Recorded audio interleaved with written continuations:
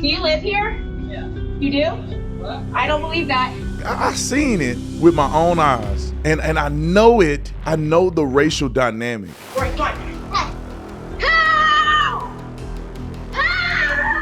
In my mind, I was even thinking maybe this could be his house, but in that moment, I was in complete protector mode. There was just, like I said, nothing you could say at that point that was going to get me to trust that this really was this person's house.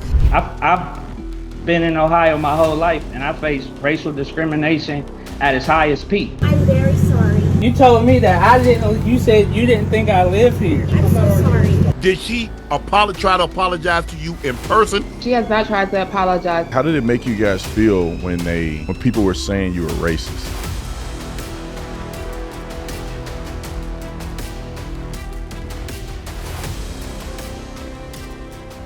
Ladies and gentlemen and ladies, welcome back to another Officer Tatum show.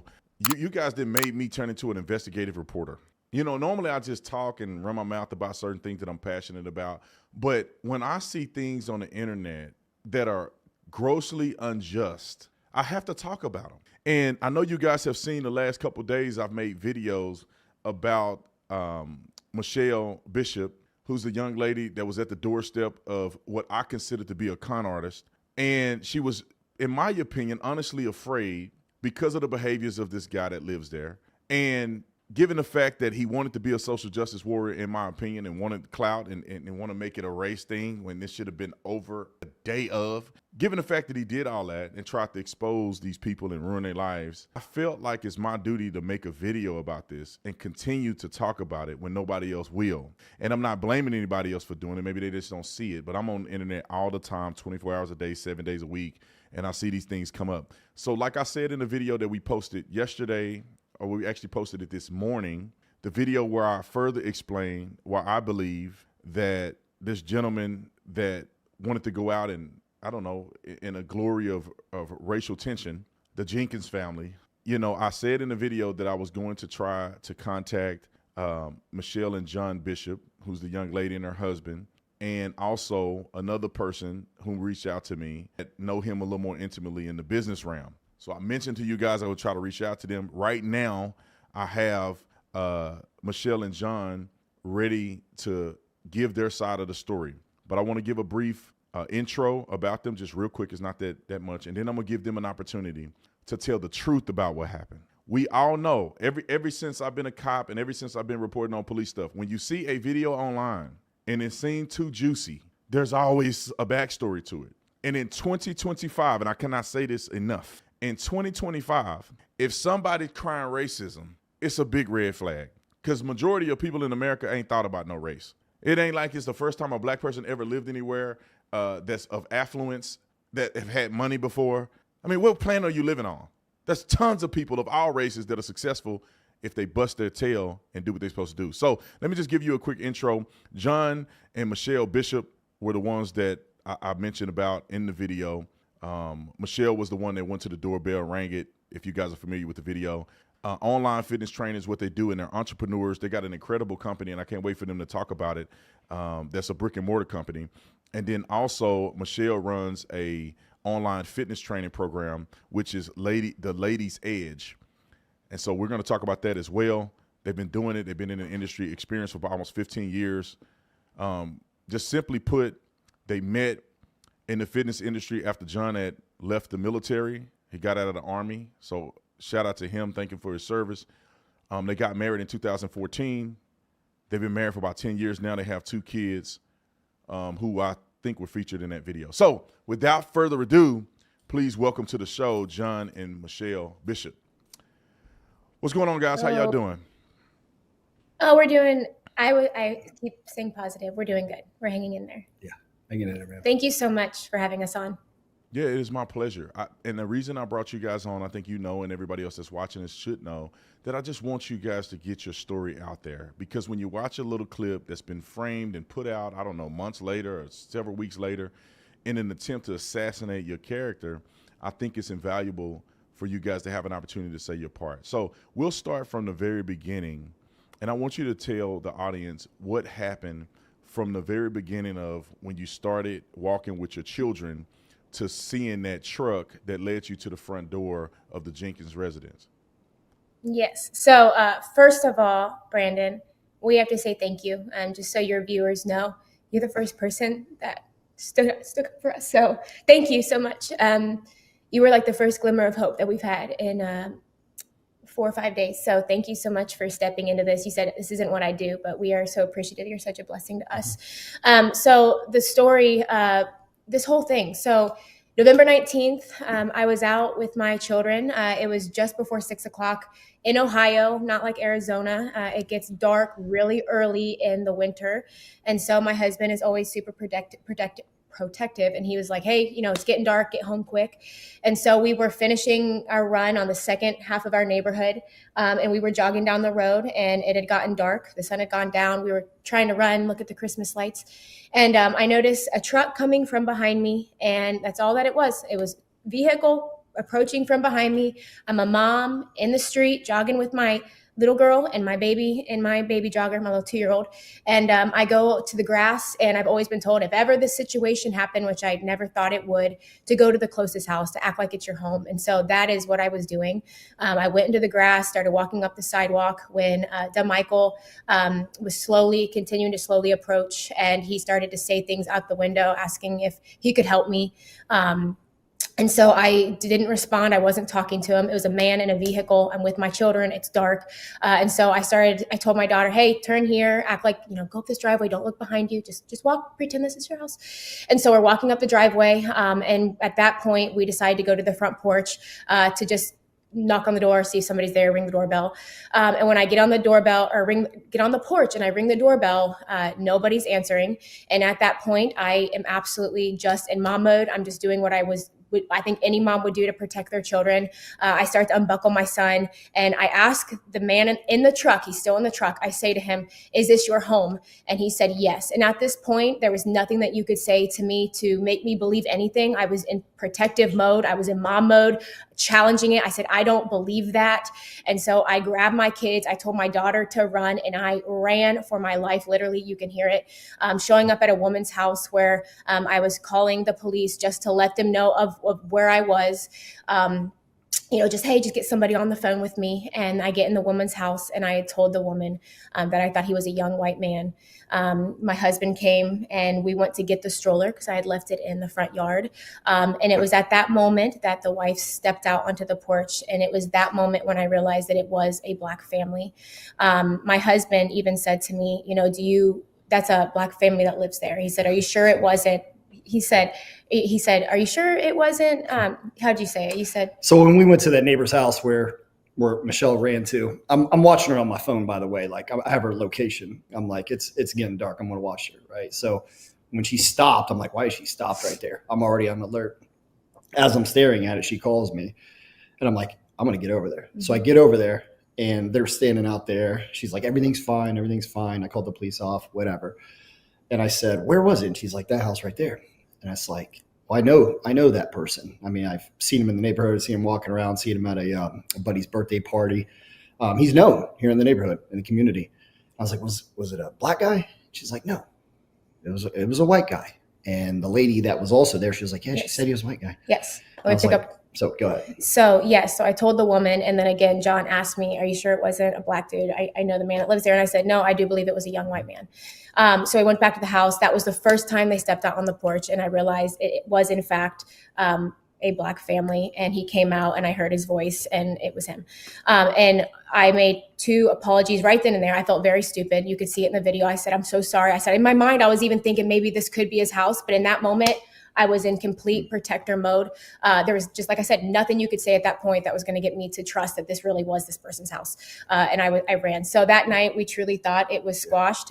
They did not accept the apology. My husband was like, get in the truck. This isn't They didn't accept it. They didn't accept it on the spot when you guys were in that video. Because I heard you apologize, and everybody heard you apologize on that video. So they just didn't accept it there. Did they say, well, we don't accept the apology, or they just never acknowledged the apology? She said from the video, he starts to turn inside, and he started to continue to say the same thing over and over. He told you that he lived here. He kept saying it over and over. And I kept just trying to help de-escalate the situation, and just saying, I'm sorry, please understand where I'm coming from. I was just everything. I'm so sorry. I just trying to put him everything. I was was awkward. It was truly awkward. And he just kept trying to justify saying, I told you I lived here. And at this point, it got to the point where I just said, hon, this isn't going to go the way you want it to go. Because I knew they're victimizing it and they're guilting her. And I said, get in the truck. And that's what we did. Yeah. And so at that did this point, turn from, because this was just a Ring camera that was only available, at least at the time, to the community. This was just a small thing. It wasn't a big national incident at the time this happened. So how did this end up going from neighbors having a conversation about a mistaken identity or mistaken for someone, kind of approaching you in an awkward way, to it being viral? How did that happen? Yeah. So what happened from there that night, we were not made aware that it was a continued issue. We had no idea. We left it there. I even ran the turkey trot by his house 3 times in November with my daughter. Like, I totally thought that this was just something that was in the past. I said sorry, like truly, like I thought it was in the past. And so it was a couple mornings, a week and a half ago maybe, that I was sitting here, I was reading my Bible, I was studying, and my husband walks in and he's like, I got to talk to you about something. No. And so he had brought it to my attention that this had become a racial matter. And I was like devastated. I was like, oh my gosh, like, wow. Okay. And so from that point, and he can add his perspective on things, I just want to make sure that this is out there. Through mutual friends in the neighborhood, it has been, we have tried to reconcile things with them in the beginning. Do they want to talk?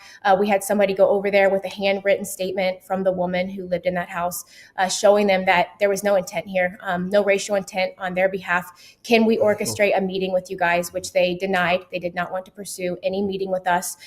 This was right after we found out that this has become an issue. So not even national stuff. John brought it to me, and right away we're trying to orchestrate, having a mutual friend set this up, sit down with them. They did not want to do that. They did not care about the handwritten letter at that point. And so the next day it was taken, maybe the next day or two. Nonetheless, it was very quickly. The Ring doorbell footage was brought to the Facebook page with this same understanding about unity, and we need to work on this as a community. When you say Facebook page, you mean like a community Facebook page with just people in the community, or is it just your Facebook page? Yeah, thanks. It was our community residence page that had just shy of 500 people in the page. And so at that point, my face was on the Ring doorbell. We love our community. We're very engaged in our community. And so I was like, they know who this is. They know it's me. It's my daughter's face, like ringing the doorbell. And so I was like, I need to make sure the community knows my heart behind this, the intent behind this, what happened. So I went on live. I'm very lengthy in my explanations, but I get on and I just pour my heart out, saying, I'm so sorry, how stupid I felt. I have that video, pouring my heart out, addressing DaMichael and Brittany specifically, telling them that I'm so sorry. I understand their point of view or where they're coming from, that I'm sorry that I didn't hold their heart in that night, understanding where they were coming from, but I was truly just protecting my kids. So my heart was given to them that day in that video, and it was not accepted again. And then in comments, as people were continuing to be upset with us through the community, multiple neighbors jumping on board, I got in the comments and I tagged Brittany again. And I said, my video today was with the hopes of reconciling things with you. And if ever given the opportunity, I would love to show you who we really are. And that was never accepted. And so within a couple of days, the page actually was taken down, not our doing. And then within, I think the next day, we started getting blown up on all of our social media accounts with all sort of hate threats. And we realized that.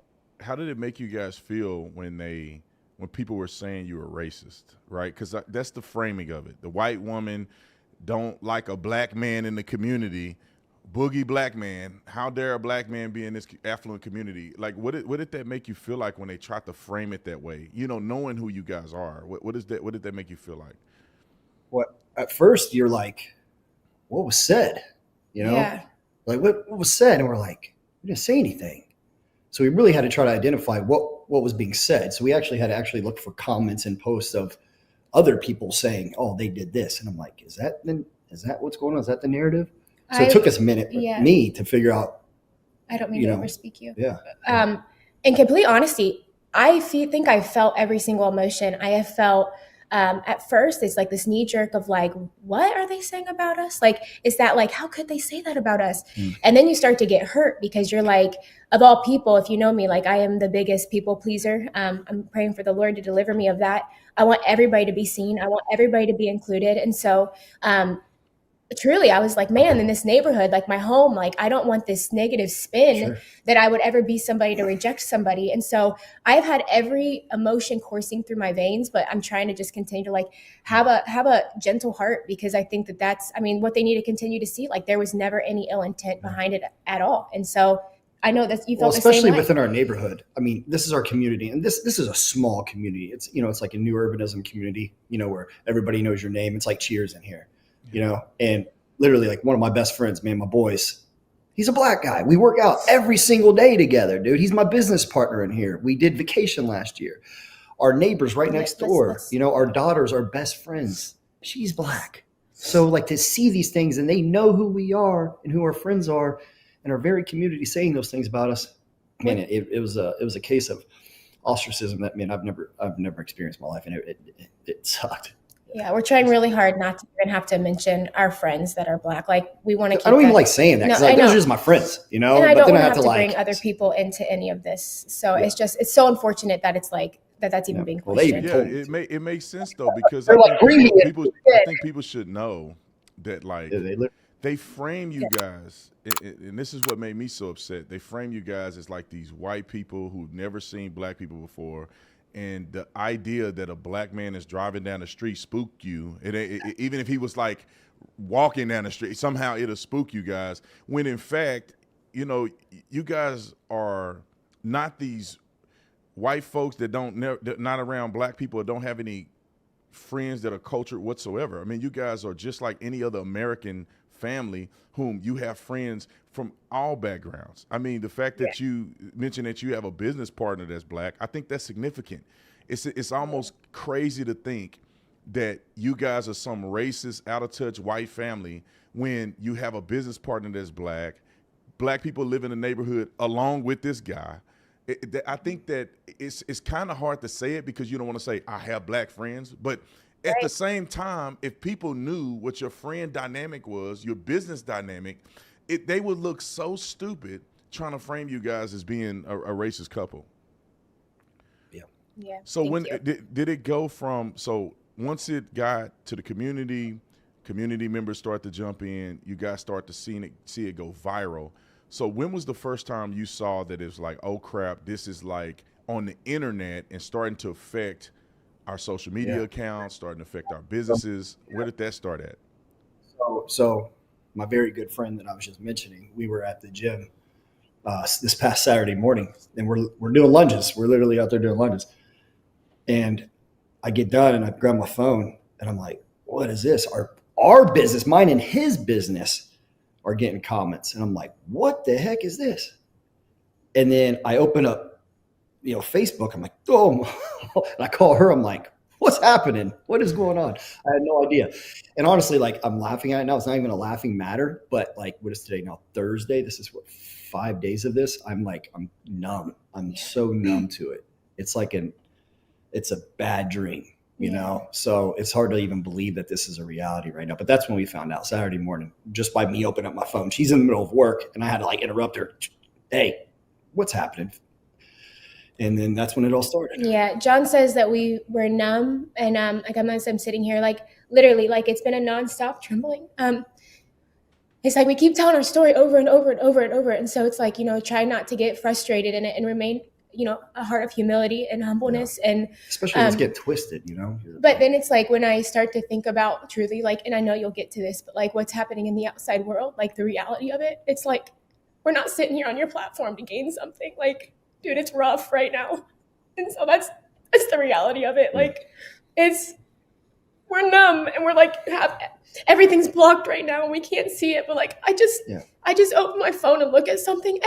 People are sending us every article, and I'm just like, it's so consuming. And our kids are getting like this much right now of us, and it kills us. So every day we're stretching ourselves just to go and give them some extra love in spite of all this And stuff. my daughter, that is the hardest part right now. I got to take a bath with my daughter the other night, and she literally kept telling me, "Mommy, when you walk through the valley of the shadow of death, don't be afraid. The Lord is with you." And praise God, I got little voices in my head just reminding me of those things. So I'll compose myself. But I just want you to know, like, we are composed. But you're talking about her minimum.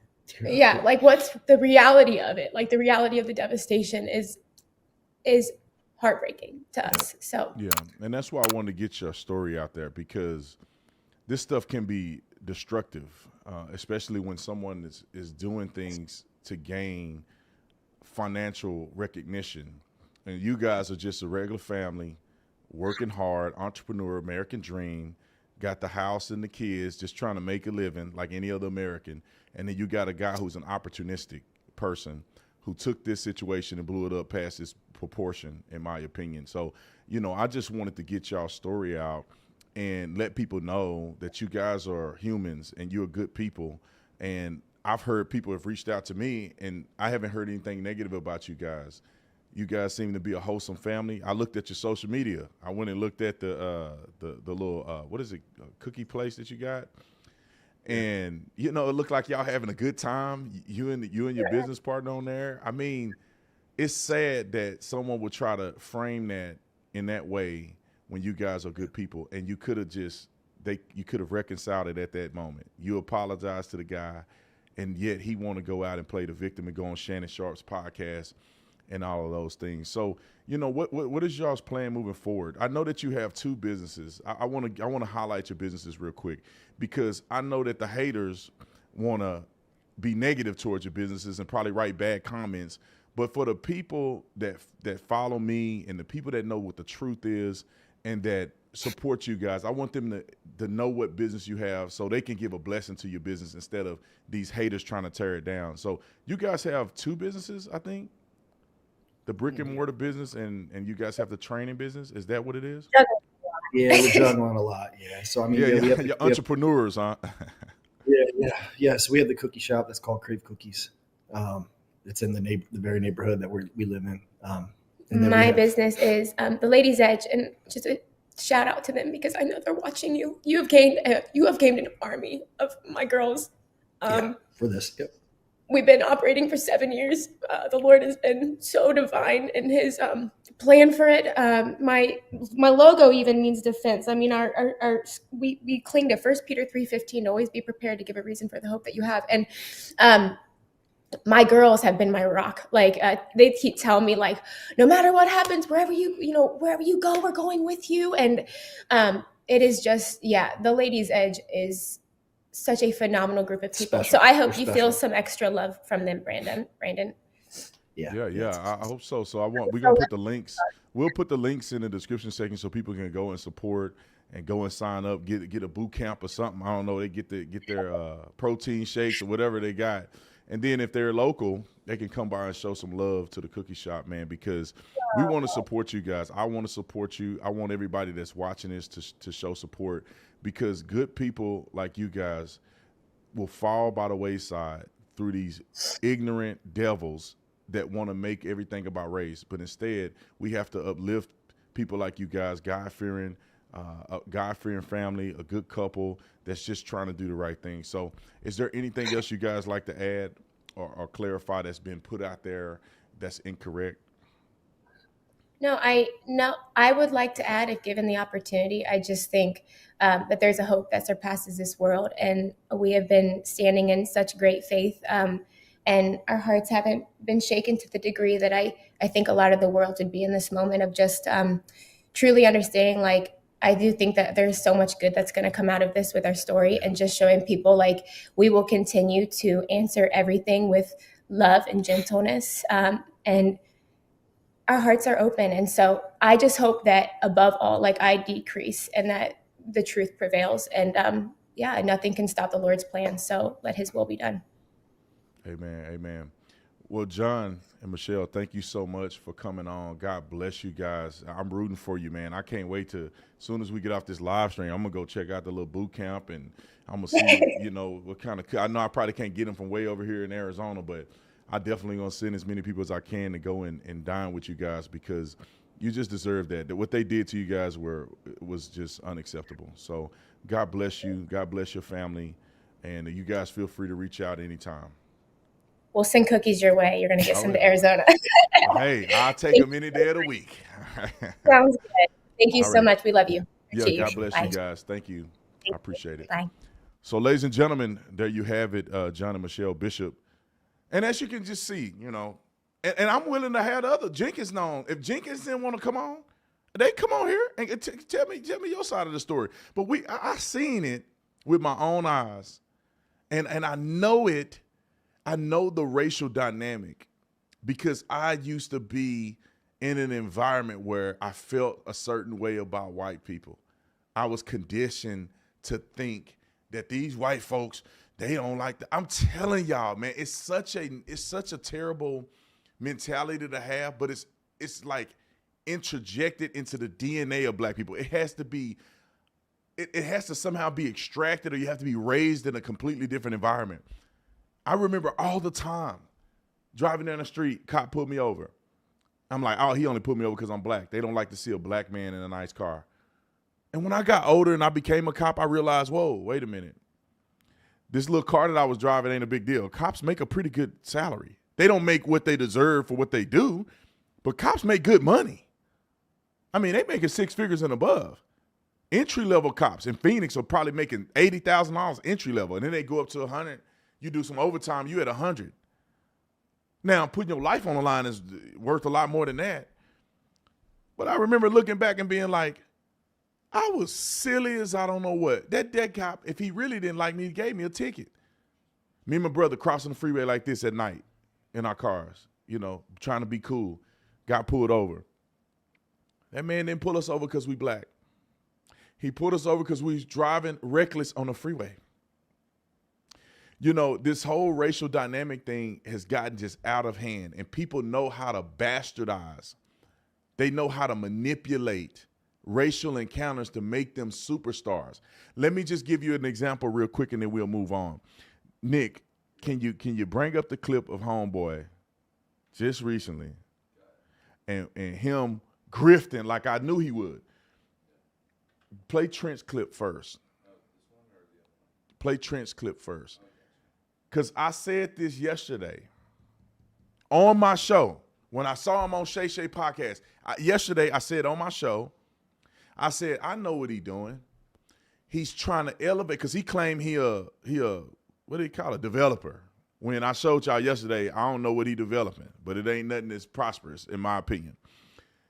I said, he trying to get some attention so people can start investing money into his a development scheme, which I think is a scheme. I can't prove it's a scheme. I can't unequivocally say it's a scheme.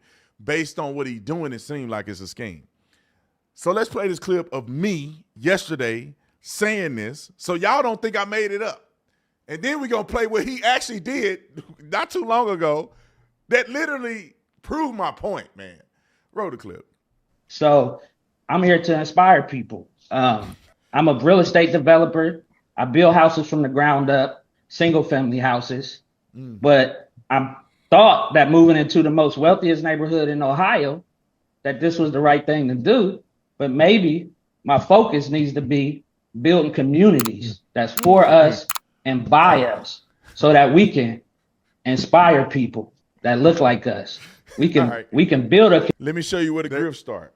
There you go. Hold on, no. I got to play what I said. All right, that's what he said, and then listen to what I said. Just play it. He says it's funny because when you know that you don't belong somewhere, and you feel this inferiority complex, you keep talking about the wealthiest community in Ohio. He said it the night that he was talking to the lady. People that got money and that belong in places and they know they do, they not talking about this is the wealthiest place. Like they got to lead with that. I thought by living in the wealthiest place, that's not a brag. That's not a brag to people that got money. That's not a thing you lead with. You got money, so of course you live over here. But when you know you don't supposed to be there, or you inferior, I'm in the greatest community. I thought that let me show you his grift. Now he say he's a real estate developer. Somebody, I can't say no names, somebody reached out to me and gave me some insight on his real estate development skills. Now, if you look at this paper, his name is there. DaMichael Jenkins. His name is right. I don't feel like waiting for it. It's coming up. I said, y'all can go back and watch the video. I mentioned that he's going to try to get money so people can invest in his little scheme. This is me talking about his foreclosures and stuff that's on public record. So I don't feel like waiting for it. I wanted to right there when I said that, but I wasn't specific enough. Let's go to the clip of him grifting real quick. We'll go to the clip of what he did standing outside of Nobu. Let's put this in perspective real quick. Homeboy is he is a residential developer. He's not a commercial real estate developer, right? Then why is he standing in front of commercial real estate talking about single family housing? It's because when you grow up in a certain community and you don't make real money, you live a lifestyle of flash and I need to feel like I'm better than I am. So I'm going to go stand in front of the Nobu sign. I'm going to stand in front of Nobu. I'm going to wear gold chains. I'm going to have designer clothes all draped all over me because that means I'm successful. In fact, Nobu is all right. That's a place. You got decent money, you can go to Nobu. It ain't like he's standing in front of a major steakhouse. It's not like he's standing in front of, out here in Arizona, they have Cafe Monarch. Or Christopher's, it's Christopher's, it's Chef Christopher's place. It's right at the Wrigley's Mansion, which the guy who had Wrigley's Gum, he had a mansion, and they turned that into a place where you can go get married. They have a restaurant there, and then Chef Christopher has his own restaurant. Cafe Monarch is like $1,000 a person to go to Cafe Monarch when you add up all your meals. And if you have old fashions, I can't confirm or deny I was there one time. You add up them old fashions, you're gonna be spending a lot of money in Cafe Monarch or some of these other high end places. But when you ghetto rich, you want to say, I'm gonna do this, and you stand in front of Nobu. I'm surprised he wasn't standing in front of Folk of the Child. Thinking that back in the day, man, when I was broke, but I wanted to be cool. Red Lobster, boy. I mean, Red Lobster mean you rich. And then I realized there's people out here that make a lot of money, and there's places out here that's a lot crazier than that. All right, let's play his grift real quick. No offense to people that love these other places, but let's listen to his grift. Roll it. Hey y'all, DaMichael Jenkins here, 3D Visions. I know a lot of y'all been reaching out, trying to figure out how to get into new development, new construction. I want to help 10 people get started in new construction.